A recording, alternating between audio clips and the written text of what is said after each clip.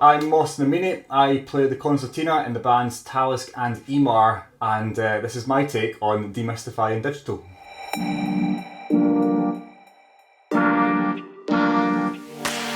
We started both bands about 5, 6 years ago, and straight away got stuck into social media. The reason we did that obviously is you can reach a massive market with social media. I suppose it's quite new to the trad scene back then, when it was more of a novelty to have a bit of socials going up, and it was kind of Twitter heavy, and there wasn't really a need for having PR videos back in the day. So we would start a launch of a band by getting a professionally quality video made up before anything else is done, and you would launch the page and have a video that you would hope would go completely viral, and that only ever happened once in a million times, but it happened every so often, and it was brilliant, and you had a sort of big social boom. And the best place for that happened was Facebook, because Instagram, I didn't have Instagram back there, and it was a total massive novelty, anyone having Instagram, and I didn't think the platform would actually have any traction. Fast forward to the present day, and it's absolutely massive. So back then, we would launch our videos, get our Facebook page up, and then we'd basically just boost a post. We'd target our fan base or people that had like minds of our band, just to sort of gauge a following.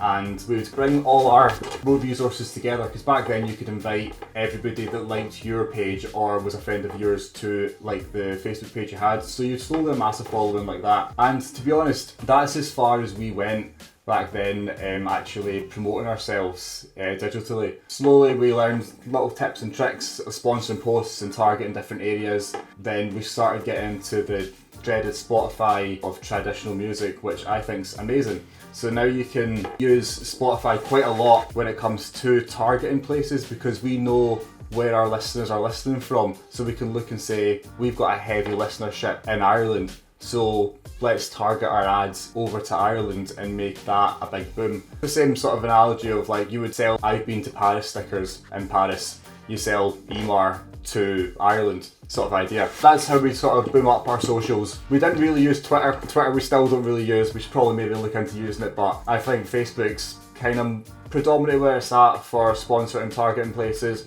Instagram is going to be the king.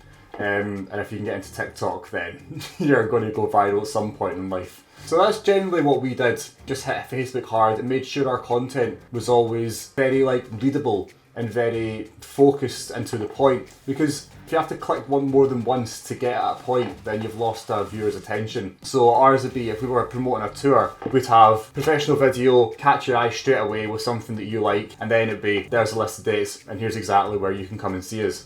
We would never do, here's a cup of coffee because we're going to write music today, because nobody really cares about that cup of coffee, but they really, really care about the music you're going to write. So as opposed to that post, we'd put up a post of us writing music, or we'd put a post of us playing music, because that's what people want to see. They want to engage with what you have to give, and they were there in the first place to see you play music, so they want to see you play music, and that's what you should give them. So that's what we did for the majority of the time, and it's worked for us really well. So one of our best success stories of social media was when we launched Ímar, and we had respective bands of our own already. So we had like Ryan was in Manran, Tom was in Rhodesy, were in Met Clear, I was in Talisk, and Adam was in Rura. So we were able to subtly combine all those fan bases, because everyone had a little bit that they wanted to see from each band.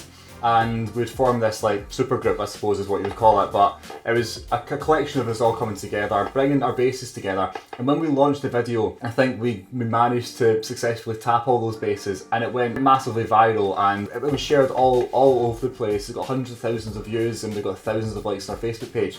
And from that, we saw an opening that this is maybe a chance to jump on it. And to be honest, looking back, I wish we jumped on it more, because it was kind of I'd been in Talisk for about a year, and Ímar had just been starting, so I was very new to the game of music, and I didn't know much, to be honest. You learn on the road. And if I could go back, I would look at that and be like, this is a really successful campaign, and we're really hot stuff right now. So let's put on a gig next month and get all those people that are like, what is this new thing? And get them to come and see you live, and then make it an actual boom as well. We did, in essence, do that a bit. We did like Cambridge and things like that. We had a couple of festivals that we did through the year. But I would say, like, with campaigns like that, you never know in social media if it's going to pop or not. Like, it can, and you can tailor it, and you can make a campaign, and it can be a really thought through campaign, and it can get really good results, and it will always get good results, but you can get good results so you can get incredible results. And if you ever get that incredible results, which happens, it's a trial and error basis, but when that happens, I think you have to make good with it physically as well, because digitally is great, but we use digital to punt our physical. You want them both to marry up. Eventually you want to have all those people that are liking your posts to be at your gig. So if you can make a boom like that and follow up with physical, I think you're onto an absolute winner.